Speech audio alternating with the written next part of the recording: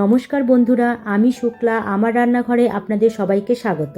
এখানে একটি মাঝারি সাইজের আলু ছোট টুকরো করে কেটে নিয়েছি এক আঁটি মেথি শাকটাকেও কুচিয়ে নিয়েছি। কড়াইতে দিয়ে দেব 2 চামচ সর্ষের তেল গরম হয়ে গেলে এর মধ্যে একে একে দিয়ে দেব 1/2 চামচ গোটা জিরা, একটা কাঁচা লঙ্কা কুচি, 4-5 কোয়া রসুন কুচি। সমস্ত কিছু হালকা ভেজে নিয়ে এর মধ্যে দিয়ে দেব কেটে রাখা আলু দিয়ে হালকা করে ভেজে এর মধ্যে দিয়ে দেব কেটে রাখা শাক দিয়ে এর মধ্যে দিয়ে দেব স্বাদ মতো নুন, সামান্য হলুদ ও 1/2 চামচ জিরে গুঁড়ো। এবার সমস্ত কিছু নাড়িয়ে ঢাকা দিয়ে মিডিয়াম আঁচে 5 মিনিট হতে দেব। 5 মিনিট পর ঢাকা খুলে দেখে নেব আলু সেদ্ধ হয়েছে কিনা। আলু সেদ্ধ হয়ে গেছে।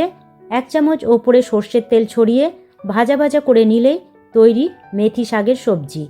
এবার এটা গরম গরম প্লেটে দিয়ে সাদা ভাতের সাথে সার্ভ করব। খেতে কিন্তু অসাধারণ হয়।